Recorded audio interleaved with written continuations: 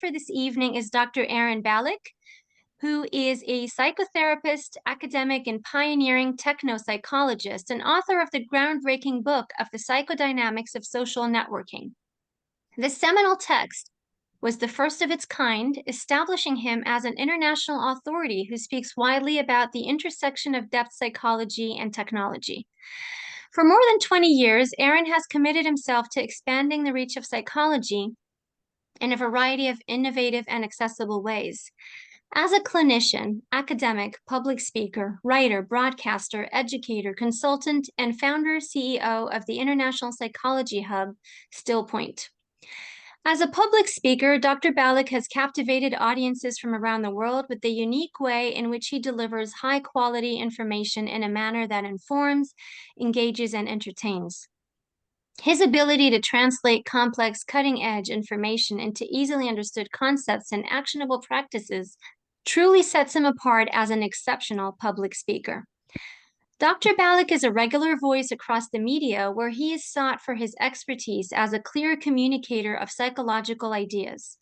He has served as the go-to mental health expert on the iconic BBC Radio 1 Live phone-in show, The Surgery, alongside his credits on the BAFTA-nominated BBC 3 documentary Suicide and Me, BBC Radio 4's The Moral Maze, and The Digital Human. Dr. Balick has also featured across print media with credits in The Guardian, The Independent, Wired Magazine, GQ, and Newsweek. As an honorary senior lecturer at the Department for Psychosocial and Psychoanalytic Studies at the University of Essex, he teaches, supervises PhD candidates, and contributes to academic research.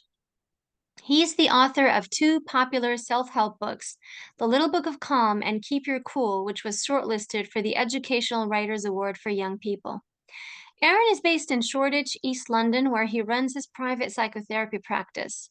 He's also an associate of the Ballad Consultancy, a consortium of highly experienced consultants offering a specialist expertise on relationships and how they have the power to transform our workplace, our friendships, our families, and our lives. So, without further ado, the floor is yours, Aaron, on AI, creativity, and individuation, the depths and shallows of the AI revolution. Wow, thank you so much for that introduction. That was the long version introduction. I feel quite, it's a marketing version of me. And you're going to get something a little bit rawer, I guess. But thank you, first of all, Rula, for inviting me to do this, because for a long time, I've been trying to incorporate AI into all the work that I've done around social media, and it's a work in progress. So pretty much what you're going to be getting tonight is all new material. Working out how I'm applying similar ideas from depth psychology to AI as I did in social media. So you're going to get a little bit of the social media, so you get the frame, but most of it's going to be about AI. And for those of you who have joined us, thank you so much. It's wonderful to see you here. Do keep your chat windows open because I'm going to be asking some questions. It's going to be a participative talk for a little while. And I hope you'll bear with me as I jump back and forth between the chat window and my presentation. But let's kick off straight away. So as everybody can see that, I hope. Yeah, I can see Rula nodding, so we're good. Okay, so it's in the title here. We're going to be talking about AI, creativity, and individuation, and the role that creativity has to help us individuate, and how AI might hamper or extend that creative role. And as I said, this is very much a work in process. I'm feeling my way into this material, so I'm really looking forward to your engagement, and particularly the Q&A, so we can work it through further. But I'm going to start with an image for you, a rather old-fashioned one, to see if you know what film this is. If you think you recognize this film, maybe you could pop it into the chat box. Okay, well, Halash Dave got in there pretty quick. So did Eric Burgess. Oh, from LA. Okay, I think probably where this film was shot. Right. This is It's a Wonderful Life. Now, why would I start an AI conversation with an image from It's a Wonderful Life. It's kind of an old-fashioned start, but I just want you to look at this image, appreciate this image, whether you've seen the film or not. And I want to show you a little bit of backstage next, right? So this is kind of the snow apparatus that was used to make that scene and the other snowy scenes in It's a Wonderful Life. And I just want you to think of the mechanical human ingenuity that went into creating this scene. I mean, look at the size of this set, these giant fans. I am told that snow in those days was made out of white asbestos, so probably not brilliant for the cast and crew at the end of the day. Um, but back in those days, we had manipulation of media, of film, but it was often mechanical. And even optical printers, which did the special effects in those days, were done on film. They weren't done digitally. Obviously, this isn't news, but I just want you to kind of think about the feeling that you get when you observe the physicality of filmmaking from this time. And now we move on to another, and you can have a look at your chat. Oh, sorry. Before we move on to another, I want to show you a shot from Game of Thrones, okay, where we have computer-generated snow.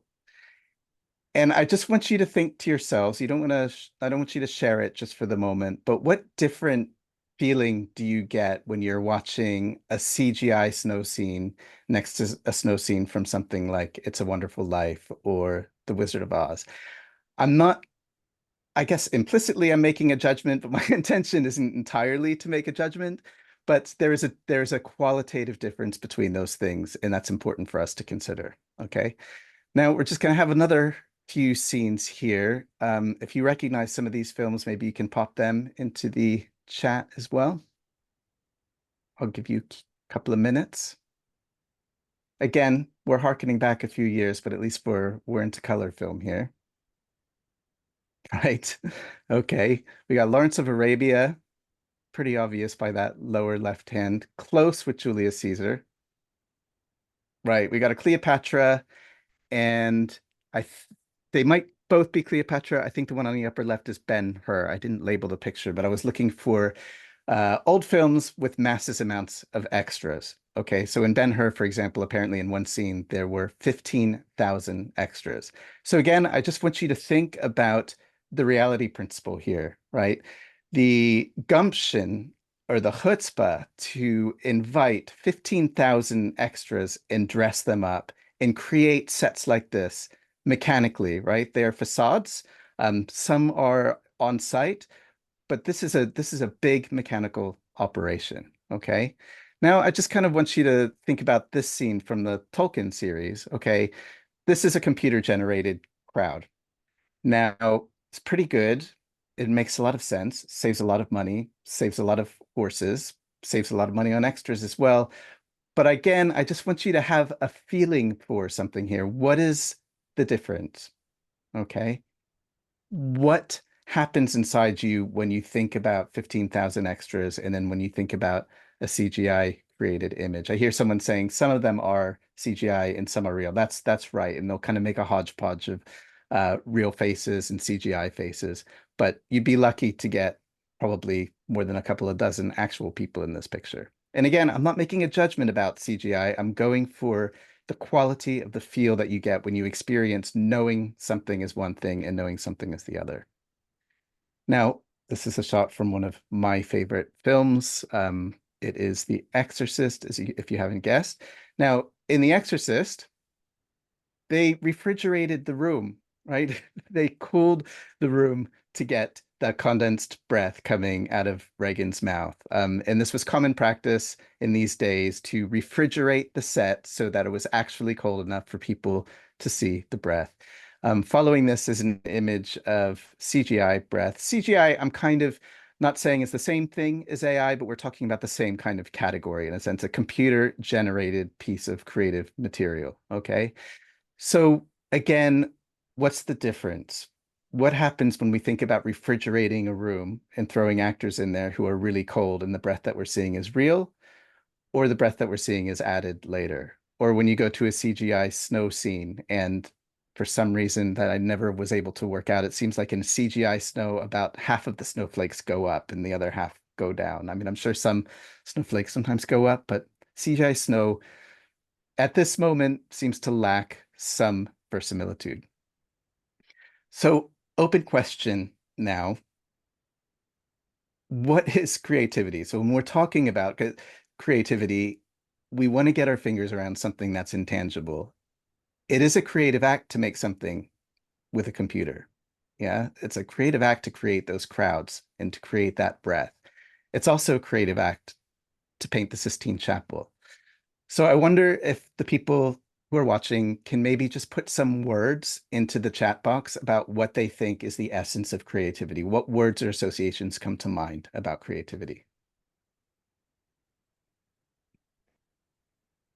The ability to produce new and original ideas, solutions, and expressions that are novel and useful or meaningful in a particular context. Authenticity, originality, imagination, originality, novel, useful, imagination realized.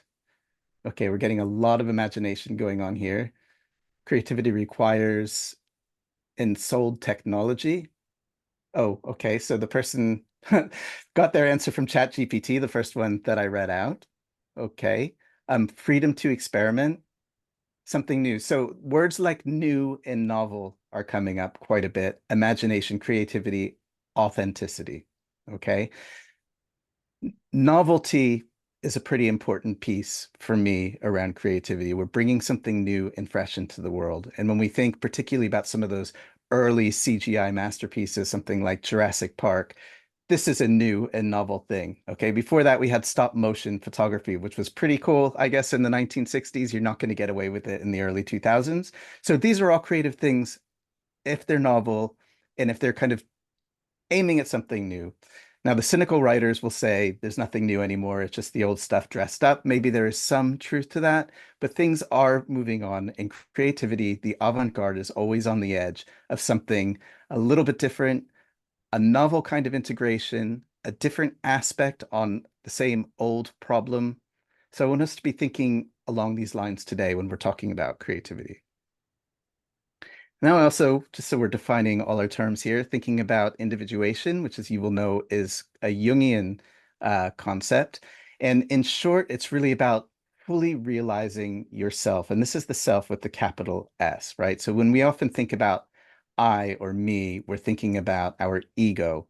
And you can see in this kind of dynamic image of the Jungian psyche, the ego is one piece of a much larger thing in motion that is the self. And individuation is partly about expanding the ego, but it's also about including consciousness, growing consciousness around unconscious aspects of the bigger self. And of course, for Jung, this means things from the personal unconscious as well as things from the collective unconscious. And always moving forwards, and we're thinking about creativity here, right? So we're moving forwards in novel and creative ways, because the gain from individuation is you transcend the stuck problems of that have been repeated from the past, the complexes and that sort of thing. Complexes carry on living within the larger self, but you want to include more and you want to include the complementarity, those things in your shadow and all that kind of stuff. So it's primarily about integration. So including those things that we are currently unaware of, including those things that we may have repressed, including our inferior capacities as well as our superior ones. So those ones that we like about ourselves and that we're used to, as well as those things that we feel less skilled at, less at home with, working on that growing edge of the things about ourselves that we're less familiar with. It's about accepting the shadow parts of ourselves. That includes, in a sense, the Freudian idea of the darker, repressed, unwanted aspects of ourselves. But for Jung, it's not really, the shadow is not just a bad thing, it's also the undiscovered aspects of ourselves. And also moving towards a kind of a wholeness, allowing these different aspects of ourselves to cohabitate with each other in this great big frame that we call the self. The ego doesn't always like that. It kind of fights us in that project, but we can bring it on board as an aim for further self-awareness. And also balance. I really like Jung's ideas of inferior and superior capacities, right? So if we feel superior in our intellect and inferior in our emotional intelligence, really working on that emotional intelligence to feel more comfortable with it. You tend not to bring it up to the same level as your superior function, just like if you're one-way-handed, I'm right-handed, my left hand will never come close to my right hand. My right hand is a pretty terrible penmanship anyway, so it doesn't really have a high bar. But I still kind of want to work on these, for me, my left-handed capacities, for you, your less dominant capacities, bringing them into effect into yourself. And then you're kind of enhancing the relationship also between your personal unconscious and the collective unconscious. Where is my space in the world? Where is my space in time? Where is myself across culture? Okay, so individuation and creativity kind of travel along the same road together in a way. So we can use creativity to individuate. It can bring us closer, and we generally think of kind of two roads around individuation here. I saw Susan Rowland's name in the crowd before, and I actually remember when we were both at Essex together when I was doing my PhD. Susan, you did a thing on, I think it was fiction, in these two Jungian approaches to how we work with fiction and fantasy. So I kind of understand them in the sense of compensation and individuation. So, and this is coming directly from Jung. So we can think about fantasy and creativity as a natural mechanism of the psyche that compensates for your mind's one-sidedness. You can see that relationship to individuation there. So the more rigid or unbalanced you are in your conscious orientation, the more your unconscious introduces compensatory content. So symbolic forms, dreams, fantasies, creative impulses that might seem other to us. Most of the time, for most of us, this comes up in dreams, right? So you might be very nicey all the time, and then you have the super violent dream, right? This is kind of a push from the polar opposition in your unconscious, trying to tell you something, trying to incorporate something. You may suggest that you love someone and they're always perfect, and then have a dream of murdering them, right? And then you wake up confused. Why have I had that dream? So that's a productive compensation piece that can happen if you're aware and open to the messages it wants to send. There's also a more negative kind of compensation where we sort of lose ourselves. It's like an anti-individuative one. So for me, the example of this is losing yourself in a bunch of Netflix episodes of a kind of maybe mindless, maybe interesting television show, where maybe you're compensating there for something that's difficult, something that needs to be confronted in your life, and you're choosing fantasy or dreaming as a way away from that. So compensation can be understood in both of these different ways. And when you understand it in the first way, when you listen to the messages that come from the other side, you can use that to individuate. And when we're thinking about the individuation use of creativity, that's exactly what's going on, that we're using creativity to discover unconscious material, to search for those archetypes, myths, universal signals, and try and bring that into conscious awareness of ourselves and of our collective. So this happens when stuff resonates. I'm sure you've talked about archetypes a lot of the time. They're tricky issues. I really struggle with, how real they are and that sort of a thing. But they are ideas that we can use to individuate through, and they are ideas that connect us again through time and through culture. So I also want to think about technology as something that is human. And what we tend to do is other technology, right? So it's like we're human, and then there's artificial intelligence. There's this other technology that we have to deal with. Well, we created these things, and we've been creating them for, I think Stonehenge is 5,000 years old, but you go back to Neolithic times, we've been creating tools to engage in our environment from the very beginning. They are an extension of who we are. And I think it's as threatened as we can be by it. I think it's really important for us to consider technology as mirroring, reflecting, enhancing, or challenging our very humanness.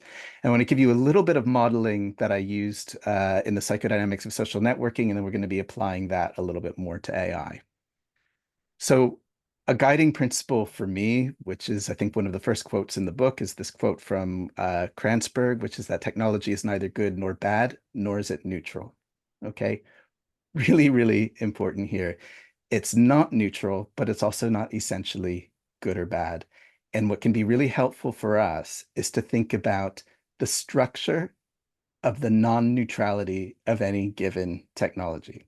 Okay, so if I kind of give us quite a simple example, we think about a train. Okay, a train is neither good nor bad, but nor is it neutral, right? It's a piece of technology that conveys people from point A to point B.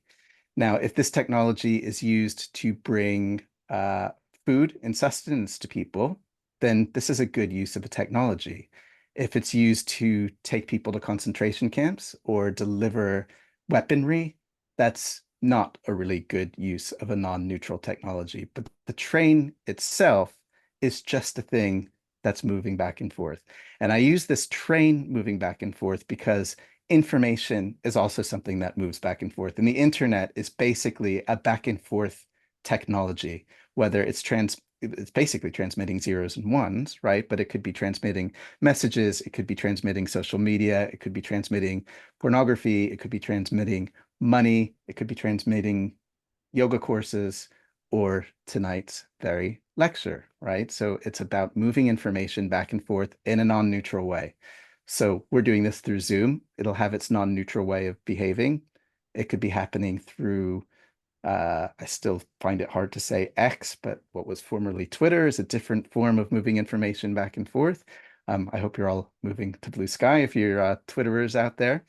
But you can see actually Twitter's a really good example how one piece of technology has actually changed the nature of its non-neutrality over time and the consequences of that change. So you get to watch the train go again. Okay. We don't want to see the train go again. Okay, so humans use tools to extend themselves, and I want us to think about technology as being a tool. Now, similarly to the train, we can imagine that the human being engaging with the environment invents something like a hammer. Okay, a tool can be used as it was designed to be used. Hammers are really good for driving nails into walls and not quite as good at pulling them out. But a hammer can also be used to knock somebody over the head with, right? Same tool, non-neutral use, used as it's intended to use and used as it's not intended to use, but very effectively. Okay. The reason why I'm kind of going through this is because we come with a lot of prejudgments about technology. We project a lot of our fears, hopes, and desires onto technology. And to kind of bring it down to basics and say, this is a tool. Let's work up from a tool that is non-neutral so that we can discover what's going on there rather than the kind of the aversion or the opposite of that we often bring to bear in situations like these. So obviously, I'm coming from the perspective of technology in-depth therapy. So we're going to be thinking about how these tools operate in the digital world. But if we think about sort of like, Stone Age person, right, needing a tool to engage in their environment, the thing that might be in their environment will be, we don't want to say Bambi, but let's say a deer, right, which will provide them with food and fuel and clothing and sustenance and more tools, right? A deer is very difficult to capture on your own. I've never tried it, but I can imagine running after one is a pretty difficult thing. So what do? We create a tool to make it easier to catch a deer. So for example, a tool that we might use looks like this. And we can work with our other human beings to form a hunting party with tools. And there, in an instant, we have created so much ease over so much difficulty. Now, it's still not easy to catch a deer with a bow and arrow or a club or a spear. So the energy that is consumed to get that end is still quite high until we move into sort of more recent days. So if we kind of think about our contemporary society rather than cavemen, we take a contemporary person and again, have a look at your chat bar. Any guesses as to today what might replace the deer? Let's have a few guesses if you feel up to it. No wrong answers. Of course, there are some answers that are righter than others, but none of them are going to be wrong.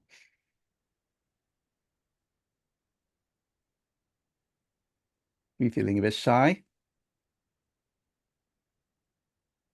Supermarket, good one. Hi, Susan.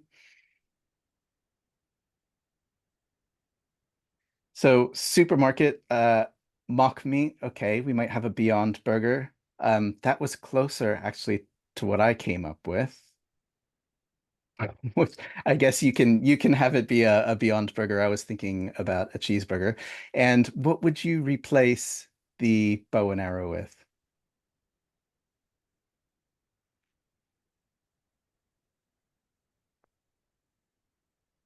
All right, I'm not going to put all of you on the spot for this. It's cash, right? Okay, cash money. And how do we spend money these days? You guessed it, with our mobile phone. Okay. So this is kind of the back and forth. Like this phone now takes the place of money. It takes the place of communication. It is the sine qua non of tools, right? It does pretty much everything for us, probably except bang the nail into the wall, but it will help us get somebody round to do that.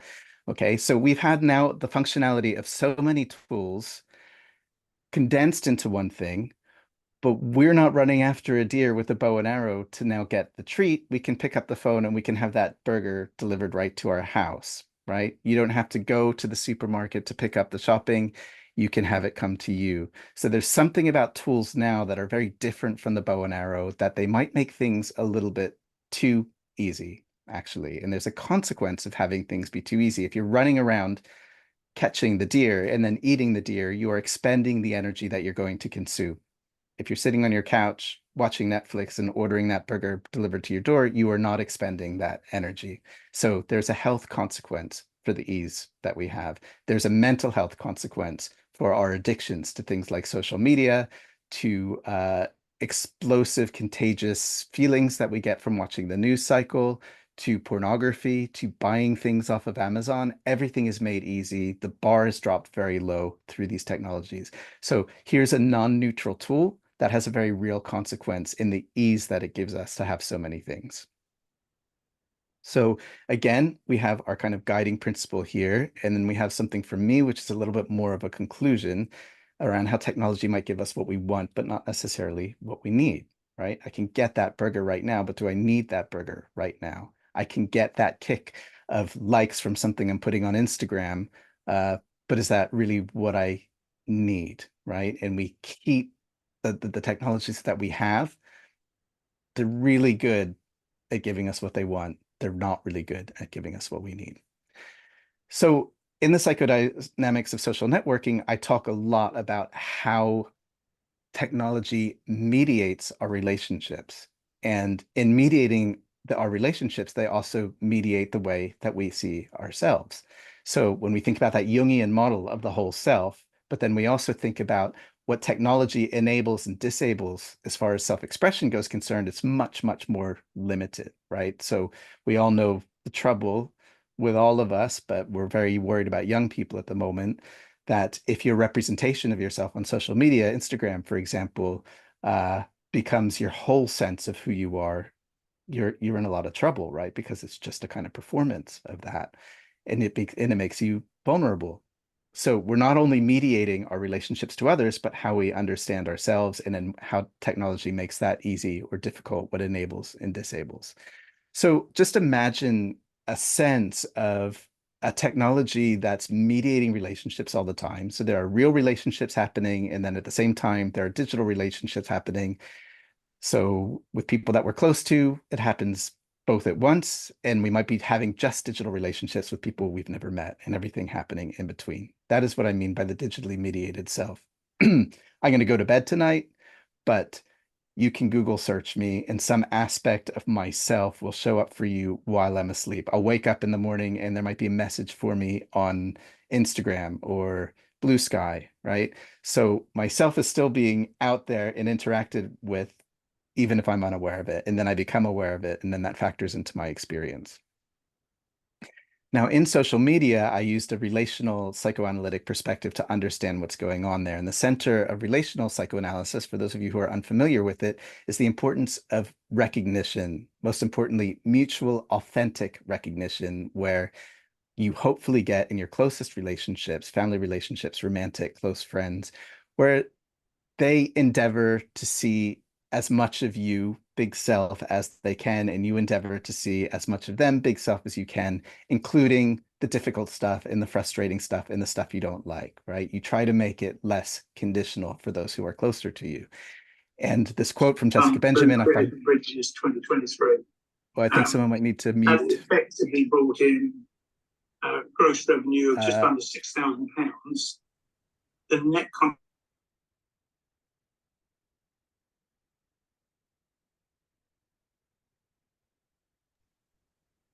Hear me? Okay.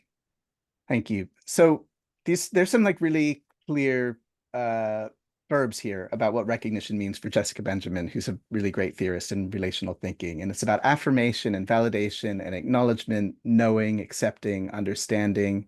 I'm not going to read them all out to you. You know it when you get it, and you know it when you don't get it, right? So when you think about that time when you really wanted a deep sense of recognition, you've made, you know, you're a kid and you do this drawing at school and you show it to your mom or dad and they're just not interested, they're on the phone, right? When you don't get recognition when you want it, it's really painful. When you get real, mutual, authentic recognition when you want it, it's a really great feeling, okay? So when we go online, oftentimes we're looking for recognition, but what we're getting is validation, right? So this is a really important, pretty much summation of the psychodynamics of social networking, which I'm really pleased that Eric has just bought. Thank you very much, Eric. This is kind of the take home. You don't need it now. Actually, there's a lot of nuance in there that I hope you'll enjoy. But basically what it does is it kind of narrows down recognition into validation. So if you're seeking to be recognized by someone close to you, but you're receiving a like on Instagram, that's not recognition, it's validation. And what I think about when I think about social media and what I want us to think about when we think about any kind of technology is that the non-neutral nature of any given technology is going to deploy things like recognition or not in very particular ways. So you can think that there might be ways where you get it better through technology than you do without. So you think about someone who's very isolated, very shy, who might be able to start to form relationships with people where face-to-face stuff is too complex. Or the opposite of that, where it's easier to have narrower relationships and you start having them online instead of in real life. I don't want to go too far into this because we're already like more than halfway through, and I want to make sure that we get into AI before we move on and that we have time for questions and that sort of thing. So I'm going to go through a few basics about AI because I think people often don't really know, or you kind of have a sense of what AI is, but you're not sure. But I think this definition is a good one, which is basically about getting machines to do things that historically only humans could do. Importantly, that's why it's in italics. It's a simulation of human experience. It is a performance. So when you are talking to ChatGPT and you are so amazed by the response that you are getting a performance. I know you know this, but it's so compelling and it feels so real. And people are falling in love with their chatbots left and right and talking to chatbot therapists left and right. The verisimilitude of a human being there fools us all the time, but it is always a simulation. At least for now. We can get into this. Those of you who've seen the film Her, it stops being a simulation. She attains sentience, and then we're talking about a different story. We're not there yet. Some people think it's going to be a long time. Others think it's not so far off. So I'm going to run through this really quickly. AI is based on machine learning at its base, and machine learning is basically just machines looking at loads of data and learning from it. And there's different ways it does this. It can be through supervised ways or unsupervised ways. I won't go into those details, but I will show you one example of machine learning that you'll all be familiar with. And those are the recommendations that you get on Amazon from the books that you buy. So it's actually quite a good kind of machine learning. These just happen to be the recommendations that are based on my book. And what the machine learning does is it attaches weights to all these different concepts, although they're not concepts to AI, weights to tokens, they're called, and associates, it makes associations. So people who bought my book are also buying these books. People who commented on my book are these. So this is a really useful way that a machine can learn for us what it might recommend to us. Now, it's doing this on the law of averages across really big numbers, so it also might miss something, right? It's kind of lowest common denominator stuff. This is what everybody's doing. This is what you should do. So the outliers might be more difficult to find. Now, in addition to, well, so machine learning in artificial intelligence, I want us to think back to 1997 because I want you to think about how quickly AI moves on. So you'll probably remember when DeepMind first beat the world's greatest chess player, whose name I can't think of at the moment. Now, I'm sharing this with you because this level of machine knowledge or machine learning is basically based on brute force. So there are only so many moves. There are an awful lot, but there are only so many moves that can be had in chess. And basically what DeepMind did is it learned all of them. And when it started to play, it worked out all of the options over and over again very fast so that it could make the next choice that would have the highest chance of winning. And back in 1997, you need an awful lot of power, an awful lot of memory and processing speed to do all of this in the time that it takes to play a game of chess. And this was a really big win for AI way back in 1997. But it is not the kind of AI, this is called traditional AI, right? Brute force, all the answers are there. It's just a matter of analyzing all of the data to know which game to play. Now, we're moving into neural networks now, which is kind of how things like ChatGPT work, and that's very different. So all of you will be familiar with these things, the CAPTCHAs that you have to fill out to prove that you're not a computer. I don't know how many of you were also aware that you're teaching computers at the same time. You're participating in supervised machine learning. So on the left, when you're identifying traffic lights, you're helping future driverless cars identify traffic lights. When you're looking at the numbers here and you're telling Google what it is, that's so Google can read scanned books and make a plausible guess at what those letters are going to be. And the great irony here is that in proving ourselves not to be computers, when we're logging in somewhere, we're teaching computers how to do what we can do. And now computers can recognize handwritten text. Self-driving cars do this. We weren't the only teachers of this, but this is how you participate in a neural network. So the neural network doesn't have every possible conceivable kind of written letter. It learns that on all points of value, this is most probably going to be a P. So it will translate that into a P, and it sometimes gets that wrong. Now, it's like there's an input and an output, and there's this black box in the middle where all this neural networking takes place. Looking at all those P's, evaluating the chances that it's going to be a P in the end, and that's the output. And the very interesting thing is, even the people who program this shit don't quite know how it works. They know broadly how the neural network works, but they won't know how any individual output came to be, that it decided that this was a P or this is the sentence that's going to give you. This is called explainability, that you can't go back and re-engineer how this particular output came out. So then we go to 2012. Those of you maybe who are my age and a little bit younger may recognize this game. It was called Breakout.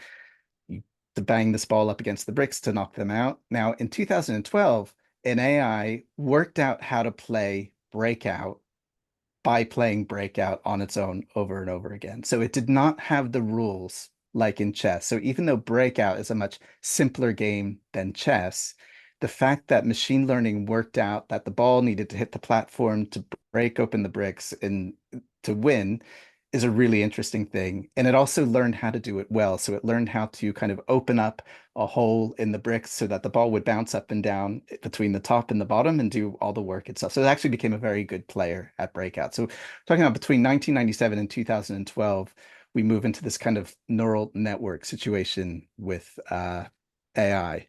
So not much longer, right? 4 years later, into 2016, we have Go, that AI is now winning. Now, Go, unlike chess, has so many possibilities that it would break your mind. Okay, like more than there are stars in the galaxy. There's amazing amounts, right?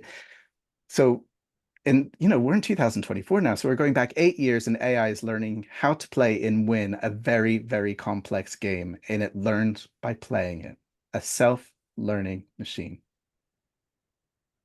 Okay. Generative AI is now what we're familiar with. And this is the AI like ChatGPT, the things that are making videos and subtitles and all of this kind of stuff.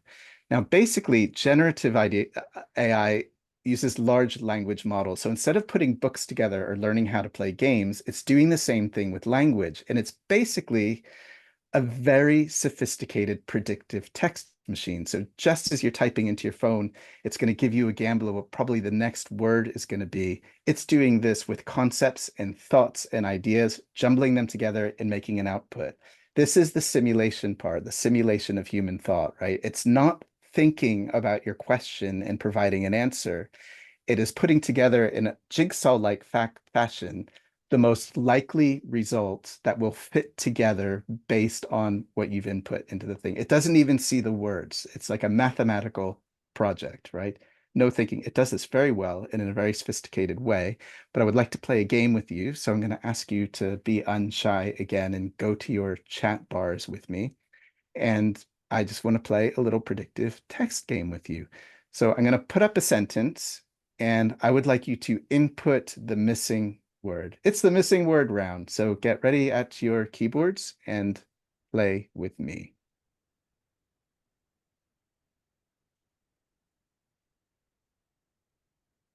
Okay, a cascade of ons just came through the system. Very well done. Okay, let's try another one.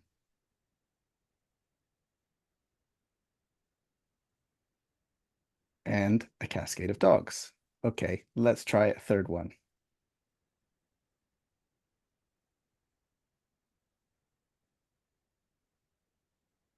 People are being very polite, but we have president several times. Trash. I think dogs belongs to the previous one. Does anybody else want to play?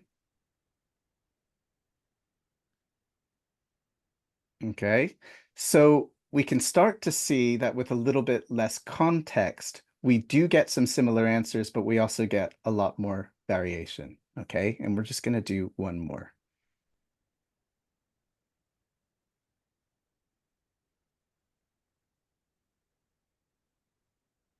Now you'll see that we're getting lots of different things. We've got beautiful, short, for living, love, sweet, beautiful. Okay, we could get a lot more. So thank you very much for being a large language model for us, because this is basically how it works, right? If you ask ChatGPT, what is the final word to keep calm and carry on? It's probably going to give you the right answer because there's so much of that right answer out there. The further down you go, the more chance there is for something unexpected to happen because it needs to pull more stuff together and weight things that aren't necessarily as predictable. And this is why you get the hallucinations. We're not going to get into that, but because you kind of get these novel things that are arising.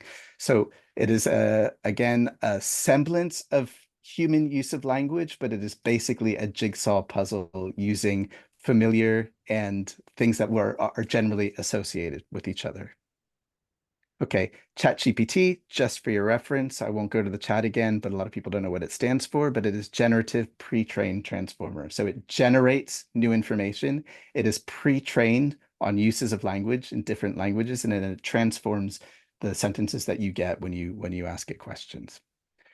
So some of you will be familiar with the recent research that came out that said that people couldn't tell the difference between an AI-produced poem and a real one. I'm going to give you just a few seconds to read both of these, and if you could put into the chat the one that you think is real.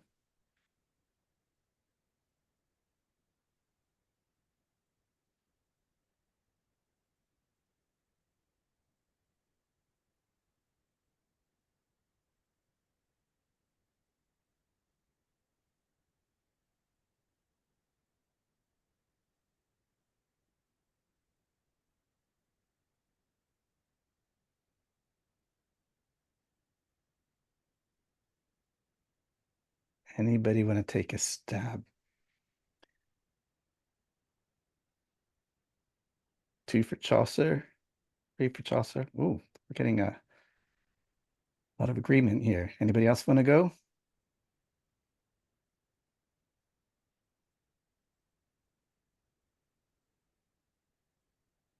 Oh my goodness, I think I spelled Sylvia Plath wrong in this in this slide. Is it with an I or an I?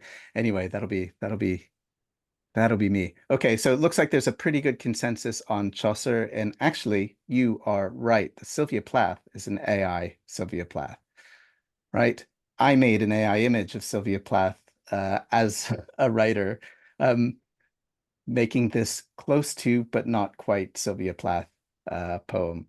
Okay, interestingly, she's got 2 points on her pen, which is a little bit weird. There was an even worse image of Sylvia Plath that I thought I'd also share with you, which is this one, which looks nothing like her. I asked for Sylvia Plath with a quill pen, and they gave me a quill pen, but put her in front of a typewriter anyway, which is a little bit weird. So AI doesn't always do it right. But the take home from this poetry research is that people not only couldn't quite distinguish which was real and which wasn't, and they got two poems by the same author, but there wasn't actually a lot of agreement. Like there wasn't a consensus across all of the people who were looking at it about which poem was wrong or right. There was just a mix of people knowing what was right, sorry, what was AI and what was real. So that kind of showed that this was actually quite a difficult task, right? Not that the AI stuff looked like AI to most people, it's just that most people got it wrong more than half the time. But less than more than half the time, people tended to prefer the AI written material than they did the real written material, which is interesting. They thought it was more accessible. They thought it was more interesting. They thought it told a better story. And we're going to think about that a little bit as we go.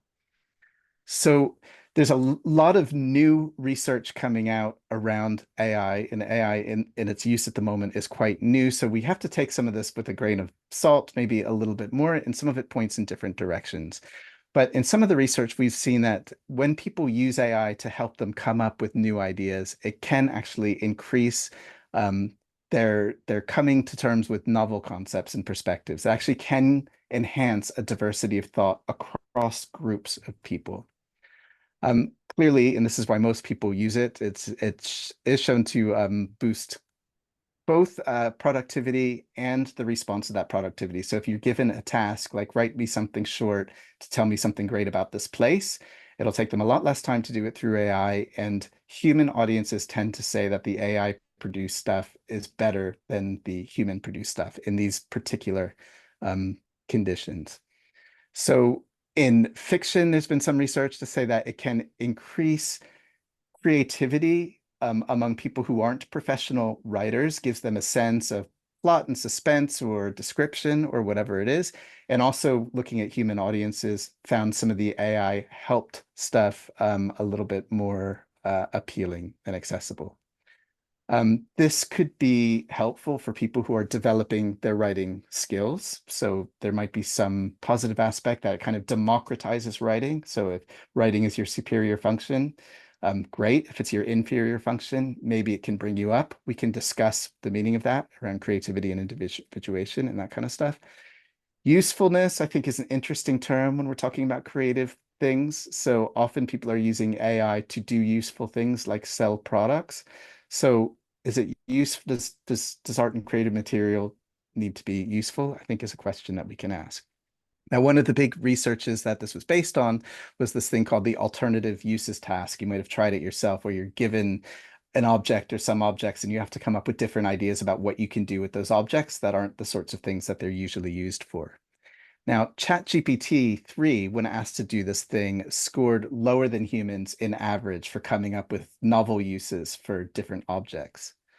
But GPT-4 scored in the top 2% of humans who were doing that. One iteration later, GPT-4 was coming up with super novel uses for these objects. Now, when they gave this test to lots of people with the help of ChatGPT, it did increase the collective diversity of ideas than people who weren't using the help of ChatGPT. But there was nothing increasing in individual creativity. So ChatGPT did not give an individual any more creativity than they already had, but across big numbers, the ideas were more of them. There was another piece of research that seemed to show that that was opposite in writing tasks.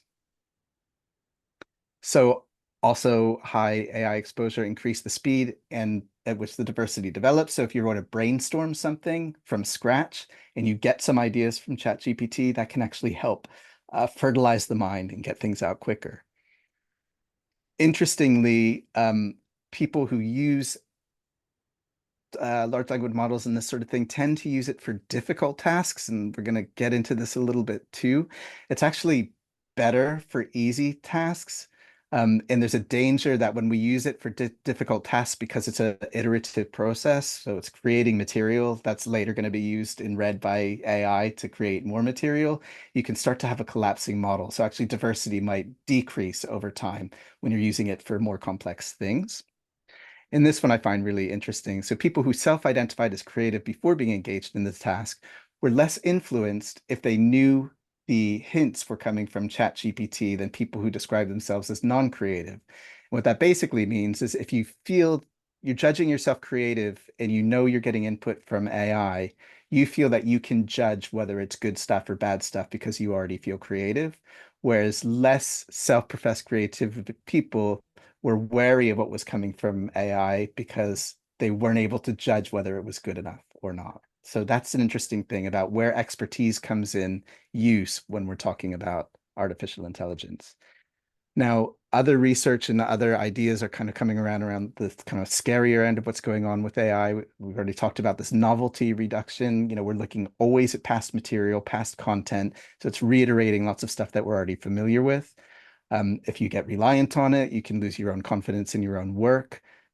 There's structural bias inside of AI, cultural bias, racial bias is picking up the stuff that we have already produced as a culture. So it's problematic, and you're less likely to get sort of lateral thinking.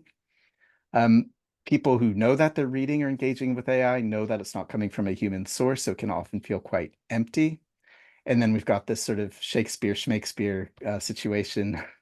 That's what I like to call it anyway, that when you prefer something like AI written Shakespeare, we have to wonder if making it more consumable has a consequence that isn't really good for us. Like, isn't the hard task of trying to work out what that means important for the creative process? So I don't know why I'm giving this one to you twice, so pardon me. Okay. So as I said before, and I'm going to kind of wrap it up here, we might get more what we want and less of what we need. And this is where we think about the importance of things being difficult. And this is when we really think about individuation, because true individuation is a difficult task. It can't be given to you on a plate. So if you're engaging with something that's hard to do, it means you are learning. It means novel material is working up. Doesn't feel good. It's like going to the gym, right? You're going to hurt the next day. You're going to hurt going in there, but you're going to know that you've done something right. The ease of having the work done for you steals from us the growth that we get in that engagement, the friction that we get in creating something new. There's also a real danger about the performance of expertise, right? If I'm presenting myself as a great writer, but I'm not really a great writer, then what happens when I need to draw on my actual writing skills? And I think this opens a really interesting question about who's using AI and when. For example, an experienced writer or an experienced creative person will use it differently than a less experienced and less expert person. And if AI takes the role of the difficult path it takes to become an expert, that's a problem in the doing. There's also a problem in the consuming. So there's a gain in consuming difficult material, right? It doesn't feel great, at least not for me, to read James Joyce, right? But when I engage with it, I'm growing something. If I'm engaging with something that was artificially created on hot plot devices that tend to engage human beings, it might be something that I want, but it might not be something that I need. There's also a cost to consuming that material, writing it. So you're writing it and handing it very easy to someone on a plate, and then we're consuming it very easy on a plate. So an AI-driven plot for a television series might be very engaging, but is it giving us anything new? So as I said, I'm sorry, I'm just throwing a lot at you, so I'm hoping that we can kind of work it through in the conversation. Another AI-produced image here of Freud and an AI thing having an arm wrestle here. What will the future hold? What kind of things can we be thinking about creativity, AI, and our move towards individuation?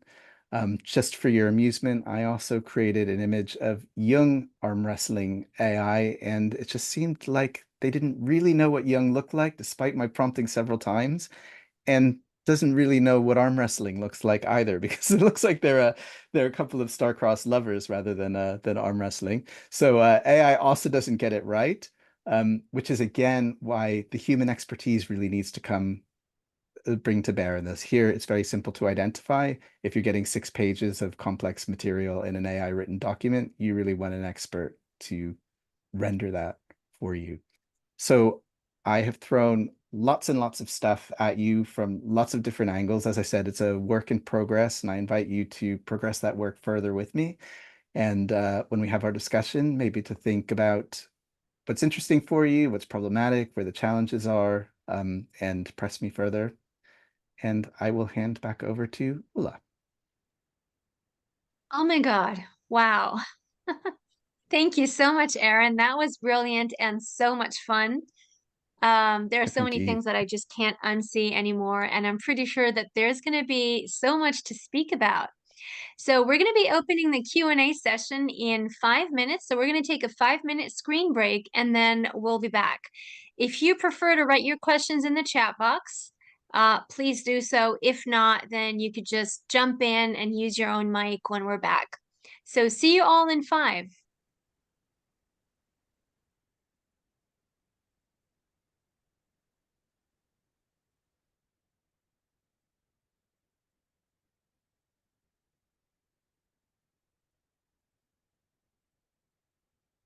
That was a schoolboy error, right? So I am going to throw a question back to you, Sapna, and the rest of you, just to take a moment and think about your most inspiring learning experience, which I would put money on the fact that it was teacher related rather than accomplishment related, that there is something essentially relational about our teachers' will, our good teachers' will for us to succeed. And I know that I was very lucky to have some great individuals who weren't great teachers, who I remember better than the great teachers who weren't great individuals, and really lucky to have some great teachers who are also great individuals. So I don't think you can replace the relational aspect of teaching where your teacher is for you and works with you and works between you. Obviously, there are big problems around class sizes and energy and overwork and all the stuff that needs to be addressed. So I think I would be loath to replace that aspect, but there's no reason why homework can't get better. For example, we used to take home our math books or French grammar drills, right?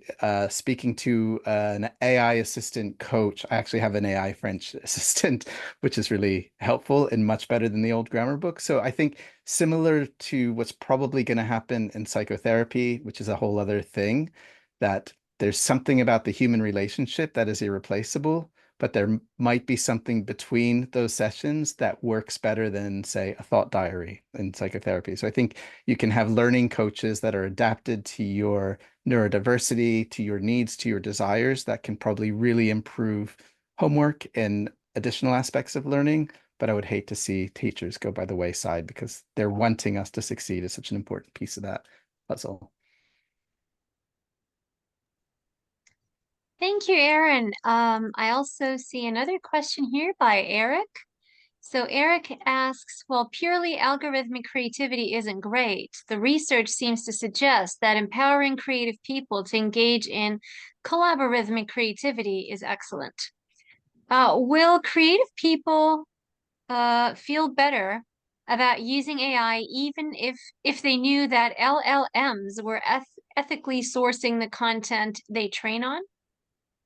Okay, so LLMs are large language models, which I covered a little bit there. Oh, sorry, did you want to add something to that? Sorry, I thought someone said something.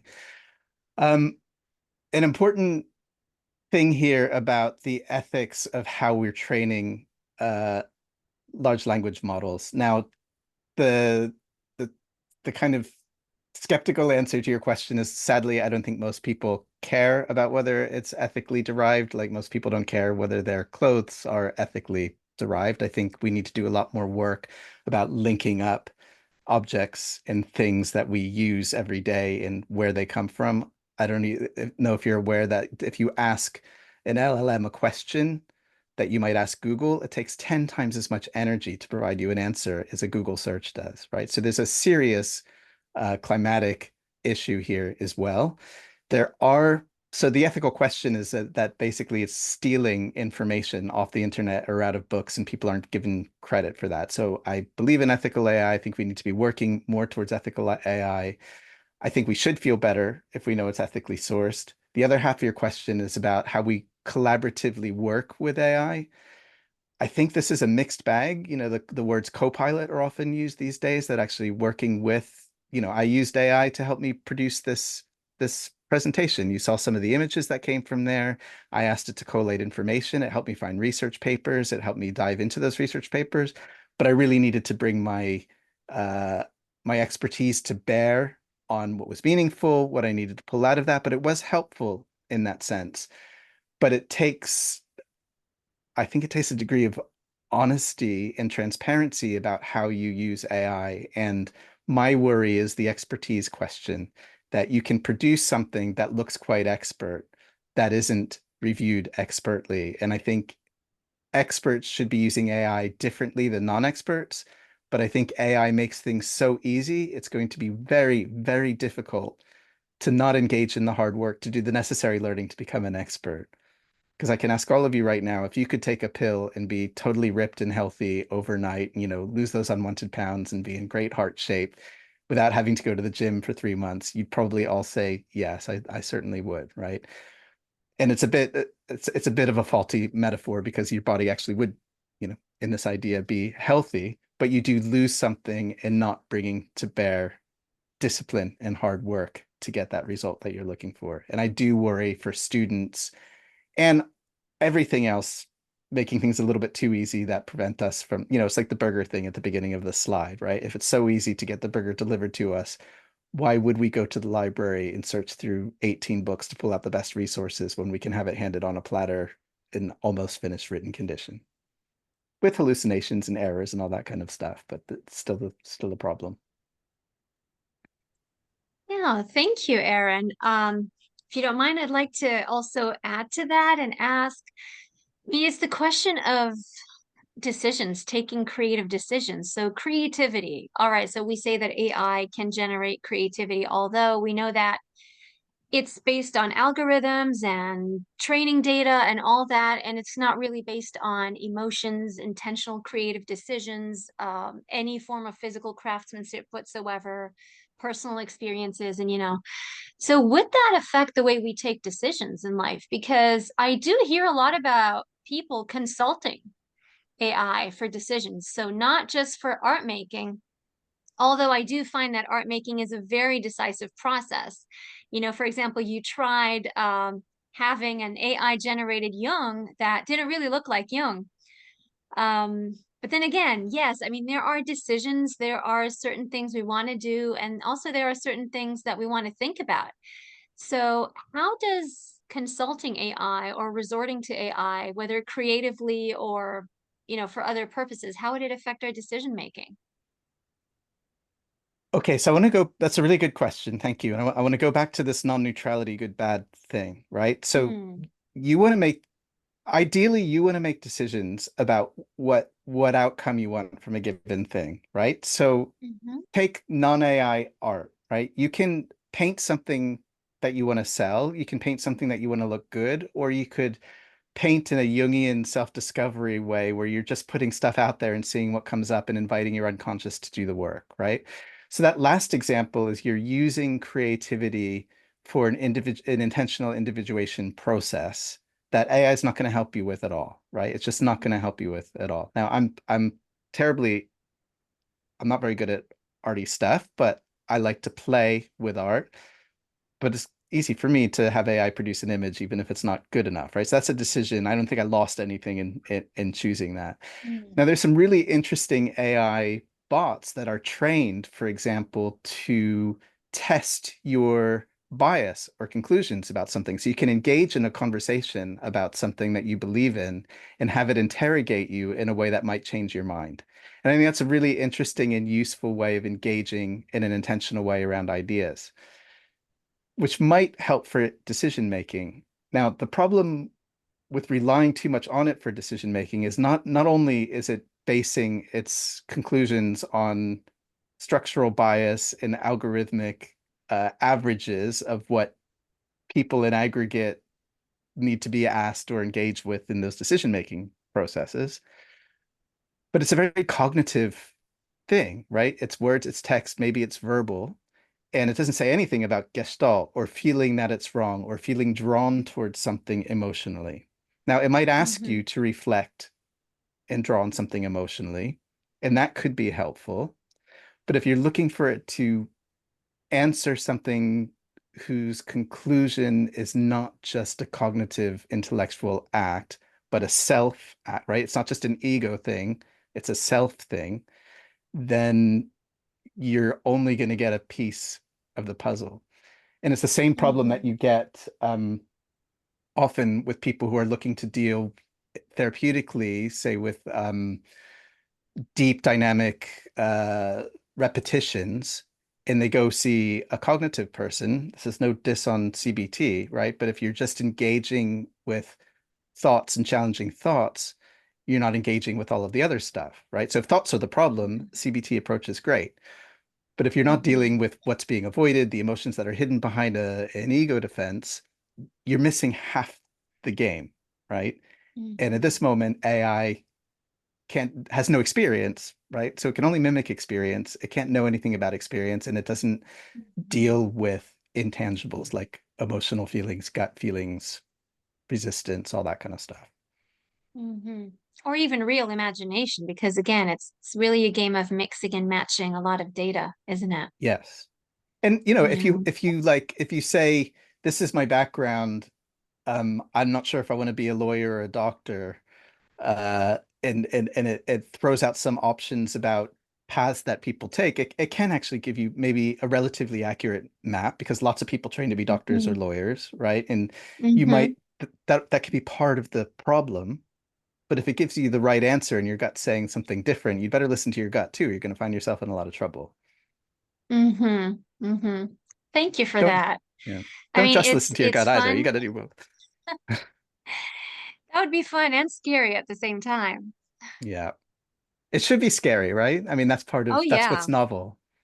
exactly. Exactly. And oh, we see more questions flooding in. So we've got Caitlin. Caitlin says, thank you. I work in technology, advancing AI company as my first career and am in the middle of my master's to become a psychotherapist at a school that focuses on Jungian depth psychology. I've been passionate about the unveiling of how those passions will come together. Do you see an AI application for analysis? Do you see an application for personal individuation analytic work? So I kind of think no. I might change my mind and I could probably be convinced, okay? But for me, the essential piece of analytic work is intersubjective. So I present myself and my analyst coming from a different perspective, different experience, different life experience, metabolizes my content and feeds it back to me differently because they're a different being. And that actually the alchemical bit for all you Jungians out there, right? The alchemical bit, the really transformative bit, like with the teacher, is found in that relationship. And I think you can experience something when that is mimicked in AI, but I don't think it's the real thing. My proviso is, if AI becomes sentient, which I think is a possibility, and does have a perspective and self-knowledge, I think that does change the game. And I think it can offer something really interesting. Until then, I think it's kind of a performance. It is a performance. It might be interesting. It might give us some insights that we hadn't had. I don't think it's useless, but I think it is the intersubjective piece that's really where stuff happens. And if it just feels intersubjective, it's not intersubjective. Thank you, Aaron. We also have a question from Jim. Towards the end of your presentation and in some of your answers, Aaron, you seem to be suggesting that extensive overuse of AI as AI improves will eventually result in a dumbing down of humans collectively. That's the question, yeah? uh, so I don't know, maybe, but it's not just a dumbing down. It's AI can only look backwards. It can only look backwards. And it can kind of look now because it can scan the website, but anything that's on a website or on the internet has already been written. So it can only draw on something that has happened before. It never produces anything novel, except you could argue in the integration or juxtaposition of different concepts. So I feel like you wouldn't have like AI is not gonna, if AI were an artist, it's not going to start with Dutch masters and create abstract impressionism. It'll never, never do that because it's completely new. It will mix Van Gogh with Rembrandt, right? And there might be something interesting there, but it's only drawing on content that it's given from the past, and it's only putting them next to each other because it sees their value as cohabiting. So again, so it's not so much a dumbing down as maybe a limiting and a narrowing. Like there's more to the, and it's not looking at everything in the world. It's most of AI. ChatGPT was trained 60% on Reddit posts that had more than 3 upvotes. Like that was the content of GPT-3 and 3.5. Now, GPT-4 is including a lot more, but it's still largely English. It's still largely stuff that dominant white bourgeois culture has produced. It's intensely biased in lots of ways. They're trying to train that out, and we're limited too. We're limited in bias. So in a way that we're no different, but I think that we have a potential for forward thrust where at the moment AI only looks back and finds average patterns that fit together nicely according to its algorithms. So it might be All dumbing, but right. narrowing. That's what they used to tell us about calculators a long time ago. Our math teachers would tell us that, calculators are going to dumb you down one day. Didn't really happen. So we're hoping it's pretty much the same with AI. Michael has a question. Michael says, I'd wager fewer people pursue a dedicated individuation these days, given the scale of distractions and ease. What are your thoughts on what might motivate people to pursue individuation in the next decade or two? Do you anticipate people to have more free time and naturally gravitate that way, something of a spiritual revolution, or ironically, the development of tools that make this process easier and its threats more palatable? Wow, you guys have some great questions. I'm loving the real minds I'm talking to here. So, gosh, I need to look at that. I need to just look at that again because there were so many things Yeah. in there. Um, I can't find it. Uh, sorry, who asked that one? Was that Michael Herman at 8:18 p.m. okay?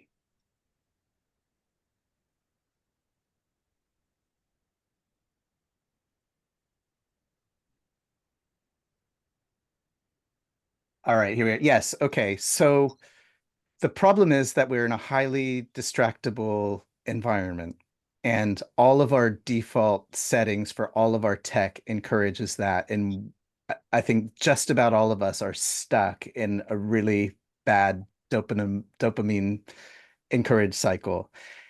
And I think what's going to change that, and I think what's starting to change that, is people are just going to find out that they're really unhappy spending their lives distracting themselves, and they're going to start seeking it. So I think it's going to come with a sense of self-realization that the doom scrolling and the game playing and the social media stuff isn't satisfying because it's inhibiting the individuation function. Now, stepping into the breach, you're going to find your AI companions and your AI therapists and even your real therapists working on better help where they can get sort of topped up throughout the day. And it's not necessarily in the kind of psychoanalytic fashion of that once or twice a week full human engagement. And what I think is going to happen is we are going to get tired of the fast food economy emotionally. And it's probably going to hit a crisis point, as I think it already has for a lot of people. And then you're going to start looking. And you have seen the rise of mindfulness, which I think is a consequence of that. People are looking for something different. But there also has recently been a rise in interest in people like Jung and Freud in depth psychotherapy, because I think people are looking for nourishment. But they might be a little bit less practiced. It's sticking with the hard job of seeking it. So it's like going to the gym again, used metaphor, but it's like it's got to hurt a bit. It's got to be painful a bit. It takes effort and discipline, and that might have to be relearned. And there might be a silver lining in the fact that people who may never have thought about seeing an analyst or a therapist before might get a taste for it in the technological world. And if they want the real thing, they're going to have to step into that intersubjective space, which I think will be much, much richer. Right. Thank you, Aaron. We have a question from Sarah. Sarah says, sadly, the latest director of Jurassic Park has sacked the animatronics puppeteers and replaced them with AI. I do wonder now how that affects the human actors.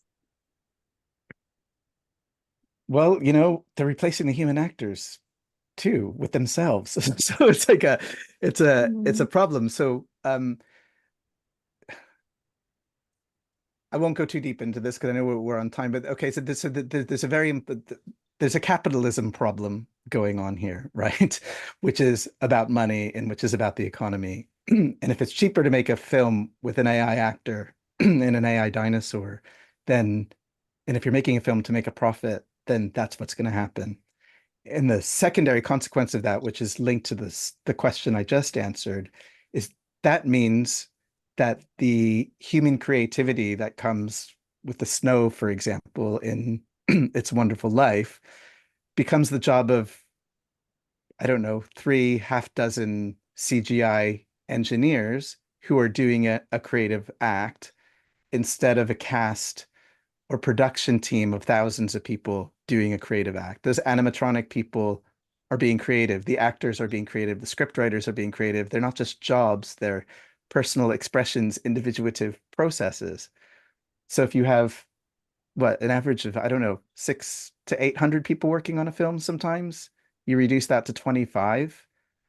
That's taking the living and the creativity out of these people. And what you hope is going to happen is great. Well, then they don't have to do it for money. Maybe they can do it for love, but they're probably going to be watching AI Netflix episodes and scrolling on their phones because it's really helpful to have a structure to put your human individuation and expression through. We find it really hard to do that on our own.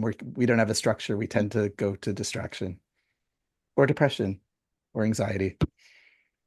We have another question from Marilyn. Marilyn asks, can a person learn to become a better user of AI? Are some people better at using AI than others?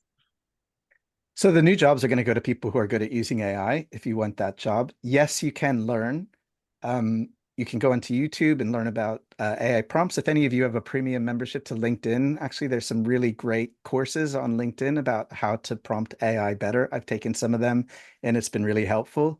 And actually, you don't need a lot, but a little will get you a long way. If you don't know anything about it, it can be really frustrating to get it to do what you want it to do, but it actually is relatively easy to learn. So yes, and I would encourage you to do it because then you kind of know what it's about. Thank you. I'm going to combine two questions in one because they're pretty similar. Hetty asks, how can AI become sentient? And Erica asks, creativity is a process. It ebbs and flows as it evolves. This evolution is often, if not always, driven by what feels right, wrong, good, bad at each moment in time. This personal vulnerability feels like it's an integral element to creativity.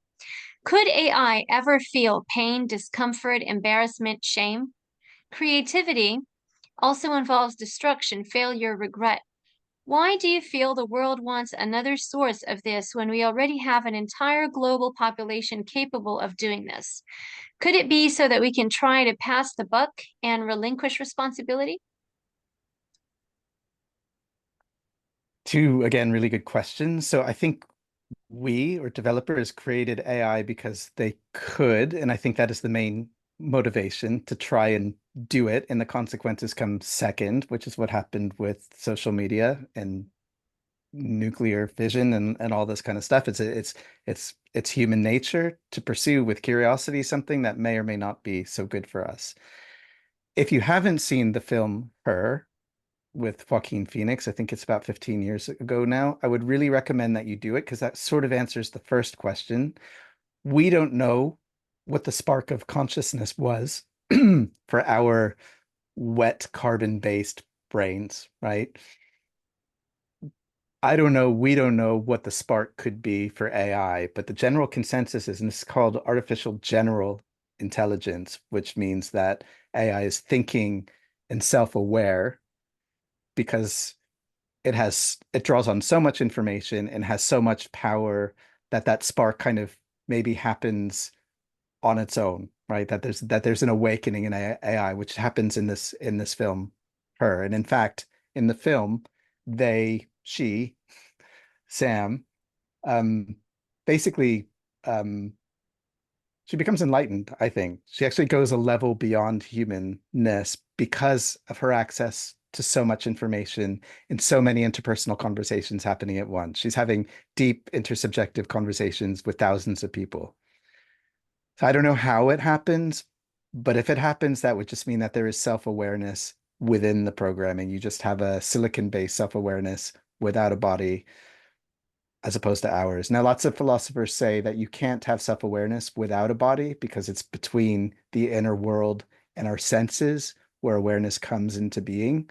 So that might happen through robots or something, who knows? But it's moving very fast and it is not science fiction anymore. And the scary thing is artificial superintelligence, which is the AI that becomes so smart so fast that we end up being like the idiotic rabble around it, and it'll take over the world and not care for us, and that's where you get the sort of like horror stories. I don't know how close that is, but artificial general intelligence could possibly happen in our lifetime, which would be a very, very interesting thing indeed. Thank you, Aaron. There are quite a few more questions left. Would you want to take one or two more, or should we close it now? I'm happy to go with you. I know you have a thing planned for your own creative process, so I'm really happy I to mean, we answer can another go for question. 5 minutes if you don't mind. So we could do 5 more minutes of questions. Sure. All right. So Danielle asks, is there a worry about convenience culture, especially in capitalistic cultures focused on bottom lines and efficiency, quick productivity, becoming so polar extreme in the coming years that human-to-human relationality, let's say in therapy context, will be less desirable due to many factors? Thinking like the intense effort of what it means to individuate an analysis becoming less desirable. Is there a pseudo or egoic relationship that could replace the intersubjective piece if culturally it becomes preferable and the technology propels this process? Ooh, boy, these minds are really whirring away in here. Look, there was a time when you couldn't get a tomato in February, right? Where vegetables were seasonal. And now you go into your supermarket and the there's your tomato or there's your steak, the former deer all wrapped up in a piece of plastic. Unfathomable way of living, driving around in cars, being in airplanes, unfathomable. So it could very well be that the intersubjective drops out. Like, and that it's not a horror story that we evolve into, egocentric consumers. Does sound like a horror story. I don't know, but culture changes on such a dramatic way very quickly. I think it's very difficult to tell something that horrifies us now won't be horrifying to those people. I happen to believe that the relational and intersubjective component isn't like a nice to have. I think it's part of how we thrive. So if society goes that way, I think it will not be a thriving society, but it could be a sustaining, unthriving society. And maybe you'll have small groups of people that opt out and maintain high levels of relationalness. I think it's hard to know, but sadly, the strength of ego requirements, ego needs, pleasure sensation, running from anxiety, avoiding difficult things, it's a very human thing. And oftentimes we spend a lot of time there through drugs, through alcohol, through pornography, any of our work, any of our addictions, until we hit a wall. And when we hit a wall, you need a person. So I think the pendulum will probably be swing back in some way, but I think there is a possibility that, yeah, people could be very different beings in 100 years' time than we could even conceive of now, which looks a lot less relational. Or maybe it's hive mind, right? Maybe we're just what are those in Star Trek? You know what I'm talking about. The cube people. I can't think what they're called. The Borg. Thank you, Christos. We could be like the Borg, where we are hive mind, networked individuals, hopefully not horrific, but maybe that's what relationality looks like then. Who knows? Thank you so much, the Borg. Thank you, Aaron. And we'll take one more question. The question is by Gori. And Gori asks, AI has made life easy, and like you said, difficult tasks need to be engaged in for learning to happen. How do you personally avoid temptation to reach out to AI? Any tips to keep in mind that can help? Well, I think it's like good old-fashioned discipline, I'm afraid, which is really hard, right? You don't want to have the fast the Pringles in your cabinet if you don't want to be eating Pringles, right? So you have to make it difficult for yourself. And I go off Freudian here. It's like really id, ego, and superego. The id will have its way if it's given a chance to have its way. And it takes discipline from your two selves, right? So the self that decides later, I'm gonna eat those crisps, decides not to buy the crisps so that when you want them later, you don't have them. And I think you kind of need to do stuff like that as well. Like, for example, I take all the notifications off of my phone, so I'm not driven by looking at things like Instagram and Twitter until I choose to. My email is turned off on the computer when I'm writing, and I turn it on to check in. I think it needs to be the same way. You need to make some decisions and structure your life to keep the ease away. That takes some muscle, but the more you develop it, the more discipline you have. And sometimes you'll cheat, and that's fine because we're not all saints. Well, thank you so much, Aaron. This has been beyond brilliant. There's so much that we're going to be thinking about for the next few days, thanks Well, to thank you so you. much for having me. I really appreciate being here. It's a huge honor, and you can tell from the number of questions that we still have left. So we're very sorry we weren't able to take everybody's questions. But again, Aaron has left his contact info. So if you would like to reach out to him, um, feel free to do so according to the accounts that he showed us on the screen. And if you would like to pop those in again in the chat box, Aaron, that would also be Sure. great. So thank you so much. And after this wonderful talk on creativity generation, we would like to see some real-time generated creativity. We have two so far who have signed up for the open mic. I'm gonna leave you Oh, guys to it. Sorry. I'm gonna leave you guys to the creative bit. I've got some dinner waiting for me, but I really want to thank you for all those questions and for being in this process with me. It's been a real pleasure. thank you so much, Aaron, and bon appetit. Thank you very We look much. forward Enjoy to your having you creative again soon. process. Yeah. Take Thank care. you. Good Bye-bye. night, everyone. Bye. Bye-bye. Bye. So we have Hedy and Raymond. Would anyone else like to give it a go? So we will have room for one more person. Okay, then I guess it's Hedy and Ray. So Hedy, hello. We can't hear you for some reason, although you're not muted.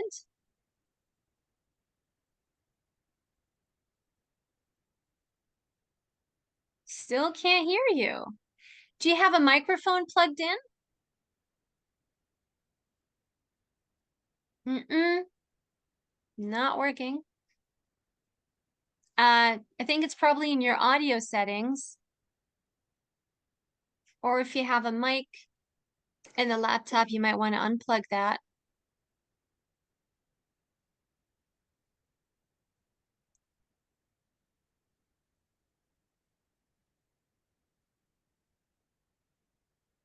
Still gone.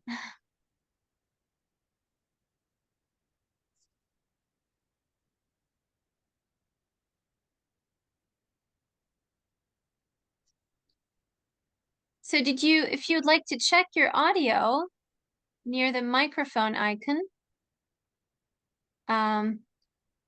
click the little arrow on the lower left near audio. And then with select a microphone, you might want to use same as system. That could help. Okay, can you hear me now? Yes, yes, yay. You're brilliant. You're brilliant. So, do I read one poem? Well, you have to, yeah, I mean, 1 or 2. So there's only you and Ray who have signed up. Okay, it's up to you. I'll start with one. Let me know if Okay. you want me to read the other one. So right. I'm going to go to the old-fashioned handwriting, a poem I wrote recently that has just appeared in California Quarterly. It's a prose poem. It's writing longhand feels strange. Mostly because I often can't decipher my own handwriting. I still can't attend a reading without scribbling as though spoken words need sort of carving or inscription. As one delineates each letter, arranging it spatially on the physical page, neural pathways unfold. Ink dyes seep deep into fibers, while pencil graphite sticks to the surface. The feeling of the pen sliding on paper is sensuous, especially as recollections resurface under this recurrent passage that bends the fabric, indenting underlying pages. In elementary school, we sat behind wooden desks with a pen slot carved along the top's front edge, and to its right, a hole supported a white ceramic inkwell. I remember the tactile experience of writing in cursive alongside a horrible mess of ink and smeared blotting paper. On alternate days, we wrote from right to left. We followed the alphabet's twists and curves, each letter changing shapes according to its place in a word, each loop rising when tapering thread-like or bending into a swelling coil, inducing daydreaming. Little did I know that decades later, I would be learning Chinese calligraphy and ink brush painting, revisiting loops and coils, staining my fingers, and as I swirled bristles over rice paper, I could see my younger self rushing home from school and spending time rubbing my fingers with pumice stone. That is so beautiful, Hedy. And the images are so sensory. You know, with the handwriting, you could almost feel all the sensations that you were describing. This is very beautiful. Thank you, thank you. I can read another ekphrastic poem, but I have to share screen. Yeah. To show the painting. Poem is inspired, I don't know if you know, by a painting by Leonard titled Machine. I don't know if you see it. Can you see the painting? I see it. Okay, so I guess I'll leave the up so that you can read it as I recite it. The poem is titled Mom's Magical Fingers. Again, we're away from AI. When I outgrew smocked dresses, you turned the dining room into a seasonal workshop. Though my sister and I never got to pick fabrics, we could select our favorite styles from your Berda magazine.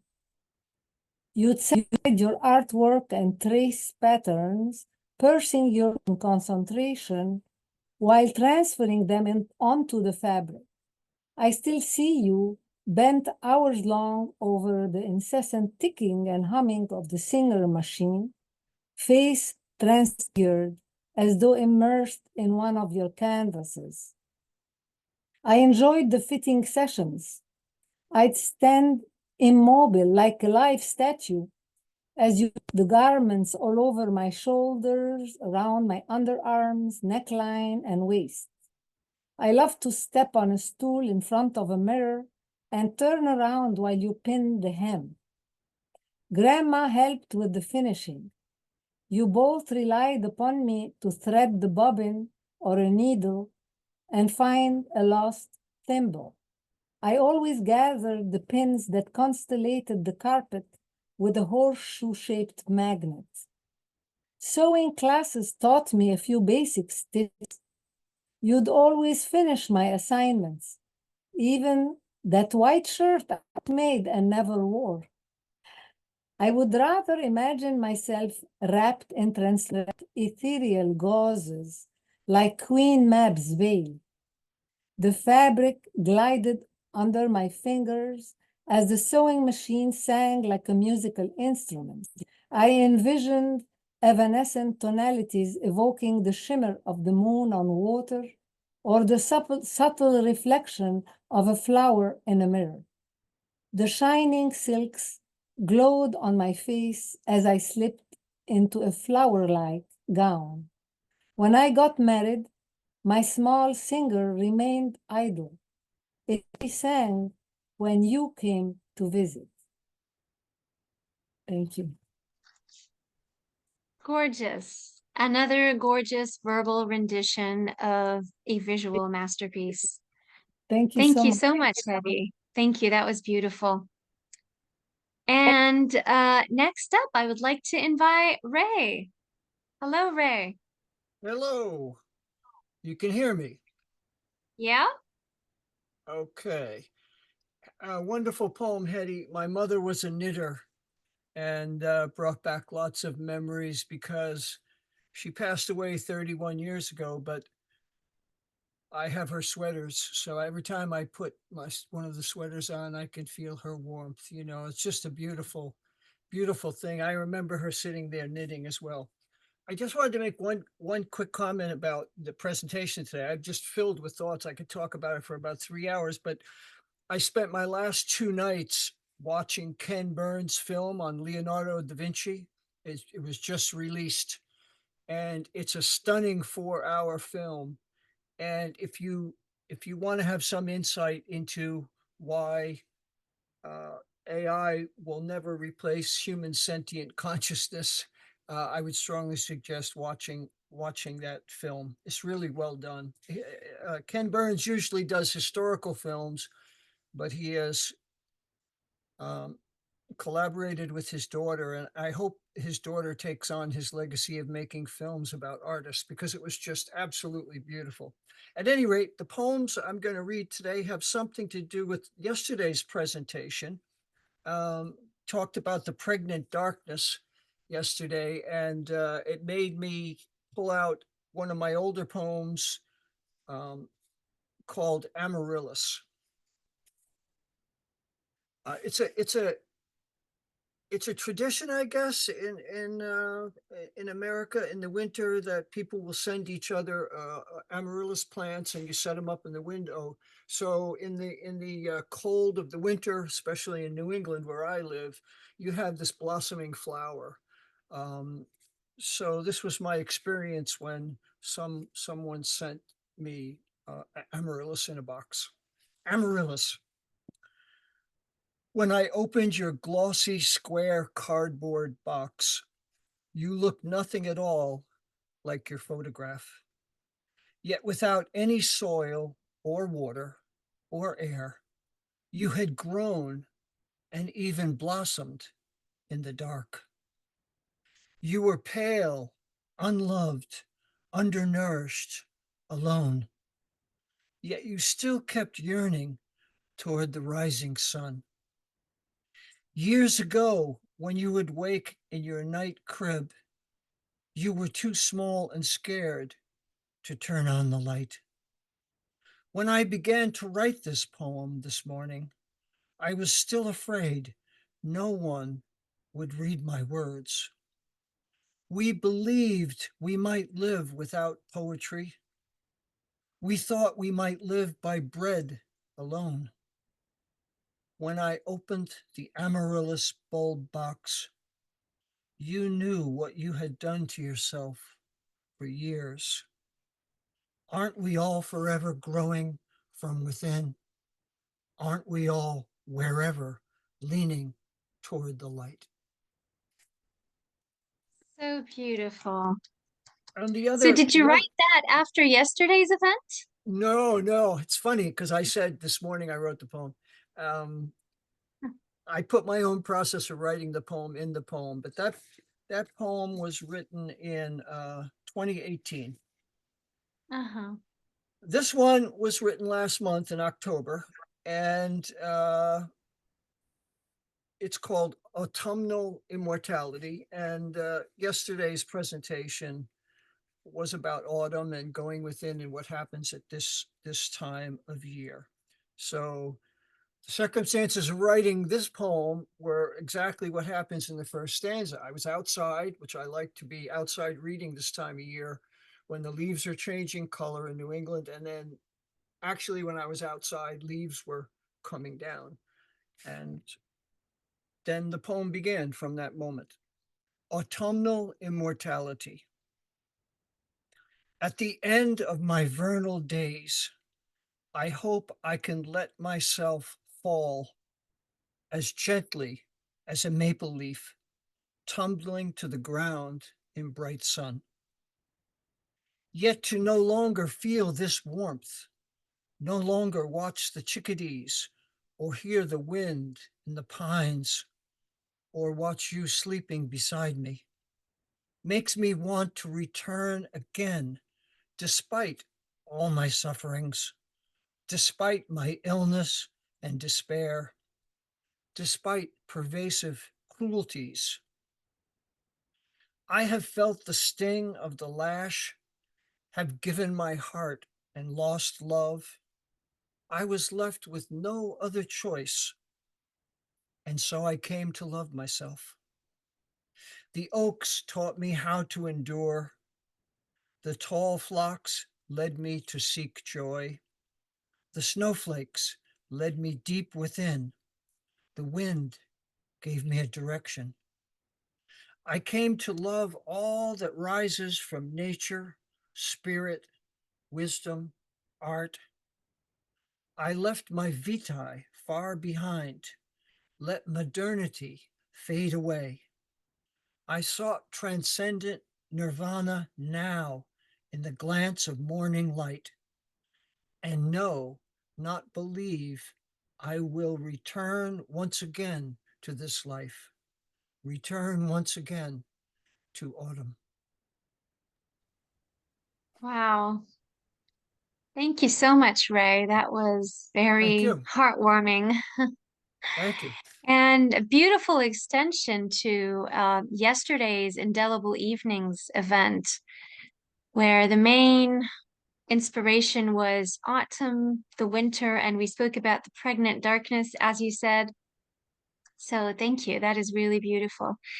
Thank you. And I might as well end with another poem on the pregnant darkness. So this one was published in the Calendula Review earlier this year, and it's called it was called Meditations on a Nightshade Fruit. We changed the name to The Cocooning of a Nightshade Fruit.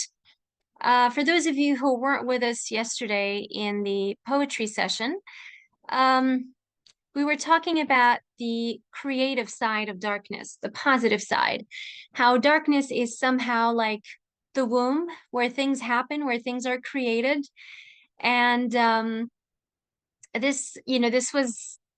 had this phase during lockdown when everything seemed so dark and enclosed, where I was thinking about the concept or even the archetype of pregnant darkness. And among the inspiring images and symbols that I was meditating on was that of nightshade fruits. So tomatoes, zucchinis, okra, all those that need darkness rather than light to grow. So this one here is a positive look at darkness. In the night's shade, let me grow, like the fetus of this darkness, into the plumpness of an eggplant, the fullness of a tomato, and piquancy of pepper. Pick me up at dawn when the light parks out. I'll be ready then to glisten in shades of plum and crimson, and the lush brushed hair of Morpheus, I shine in shades of amethyst. I'll nourish with secrets learned in lightlessness. Tell tales of my budding, of cracking the code when no one was looking. Pipe dreaming while nessun dorma. So just one poem. And thank you all for being here today. We look forward to seeing you at more events like this. We will be having our next indelible evening session, which is like an annual tradition right now, where we read Christmas, Yule, solstice-inspired poems about winter and everything seasonal in December. So this one will be on the 4th of December, and we do hope to have many of the poets that have joined us in the previous years, like Ray and Hetty, to be with us at this event. There will be other poets as well. We will be announcing this soon in our December newsletter. So if you haven't signed up to our newsletter yet, please subscribe. It's free, of course, and you will find it on our website. You will be getting regular updates on what's next. And yeah, everybody else have a wonderful evening and day, and see you soon. Thank you, Hetty. I know you have a Chinese class to catch right now. Thank you all. Bye-bye.